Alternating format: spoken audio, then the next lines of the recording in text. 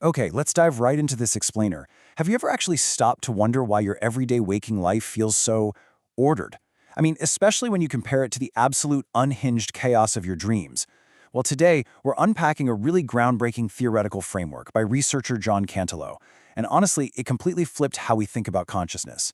Instead of just assuming our waking state is the default setting of reality, this research suggests it's actually a highly specialized, tightly regulated biological regime, and it's designed to do one primary thing: keep us alive. Just think about the stark contrast for a second. Right now, you are bound by gravity, time moves strictly forward, and your identity is totally fixed. You are you. But in a dream state, those rules literally just vanish. You could be flying, jumping through time, or suddenly realize you're a completely different person entirely. You're still fully conscious, you still feel a profound sense of actually being there, but all the constraints? Gone. So, this raises a pretty massive mystery. What if living in an unconstrained, dreamlike state is actually a terrible idea? Because, well, it would completely compromise your survival. Imagine trying to navigate a busy highway or escape a predator while your mind is just randomly shifting identities and ignoring gravity. You wouldn't last 5 minutes, right? The boundless freedom of dreaming is incredible, for sure. But out in the physical world, it's a fatal distraction. Evolution absolutely had to find a way to strictly restrict and focus our experience. Section 1. The Architecture of Consciousness. Let's look at how this everyday reality is actually built. To really understand this, the research breaks things down into two fundamental pillars. First up is observer organization. Think of this as the pure, baseline fact that experiential presence even exists. It's that fundamental I that is simply witnessing. It basically provides the bare minimum coordinates for an experience: a point of view, a sense of space, and a flow of time. It's kind of like a camera left turned on in an empty room. It doesn't care about paying the bills, running from danger, or remembering what you had for breakfast. It's just the continuous presence of awareness. But here's the thing, a camera can't run from a tiger. To actually survive in the world, we need actor organization. This is our biological toolkit designed specifically for adaptive interaction. So if the observer is the pure witness, the actor is the doer. It gives you a physical body, the ability to store memories, a self-concept, and the agency to actually act. It's constantly predicting what will happen next in your environment so you can react in time. This is the biological machinery entirely focused on organizing your actions so you can persist and survive. When we look at these side by side, it's super clear that pure experiential presence is an entirely different biological function than the tools we use to interact with the world. You can think of the left side, the observer, as a blank canvas illuminated by a light. And the right side, the actor, is the really intricate, survival-driven painting placed right on top of it.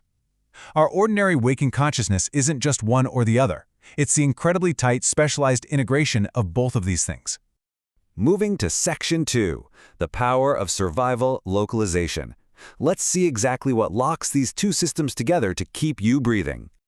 Enter salience organization. This is the biological filter that constantly sorts through infinite possibilities to pinpoint only what matters for your survival. You know, without salience, every single piece of sensory data would seem equally important. The feeling of the shirt on your back would demand the exact same mental energy as a speeding car heading your way. And if everything is important, well, nothing is important. Salience steps in and essentially says, hey, ignore the shirt, dodge the car. It continuously localizes your conscious experience to answer 3 absolutely vital biological questions. First, to keep you alive, this survival localization rapidly restricts the entire universe down to exactly this organism. Your pure floating awareness is abruptly locked into a highly vulnerable biological body. Out of all the trillions of life forms on Earth, your consciousness is anchored strictly to the needs, the hungers, and the physical safety of this specific organism. Second, it narrows out all other geographic possibilities to anchor you strictly to this place. Your spatial awareness becomes heavily restricted to your immediate environment. Why? Because predators are encountered here. Food is found here. The vastness of the cosmos doesn't really matter to your immediate biological persistence, does it? Only your immediate surroundings do. And finally, it locks your conscious accessibility squarely into this moment. It essentially forces the sprawling timeline of the entire universe into the experienced present. You can't act in the past, and you can't act in the future. You can only survive right now. So salience organization creates waking consciousness by forcing your experience through a tiny pinhole defined by this organism, this place, and this moment. Section 3. 2 types of salience. Let's look at how this breaks down into 2 distinct layers. We really have to distinguish between these two layers of the filter. First up is operational salience. This is working completely behind the scenes to keep you alive right now. It's allocating biological significance to regulate your blood pressure and manage your digestion, all without you ever knowing it. But phenomenological salience, that's what actually brings important information right into the spotlight of your conscious awareness. It alerts you to a threat or an opportunity, letting you integrate that information with your memories and predictions so you can actively plan a better survival strategy for tomorrow. The absolutely crucial takeaway here is that ordinary waking consciousness must be highly selective. Honestly, our brains are essentially massive deletion machines. We're ignoring almost everything going on around us. Most of your memories are currently inaccessible, and most hypothetical futures are totally blocked out. Waking life is a regime of heavily constrained accessibility, and those very constraints are exactly what keep us functional and alive in a pretty dangerous world. Section 4. Why restricted access saves us. Let's see why this is actually evolution's masterpiece.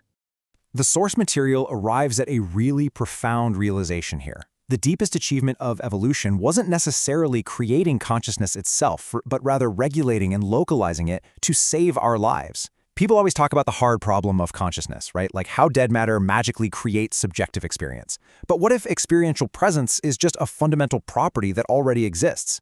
If that's the case, evolution's grand masterpiece wasn't generating that presence out of thin air.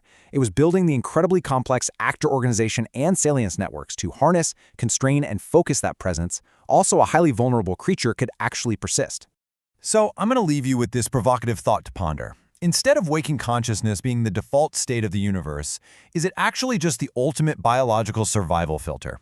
The next time you wake up and feel all those strict rules of reality locking into place, the gravity, the location, the immediate demands of your body, consider that you aren't just waking up. Your biology is successfully deploying a masterful, highly restricted filter. It's anchoring you to this organism, this place, and this moment, all so you can survive to see another day.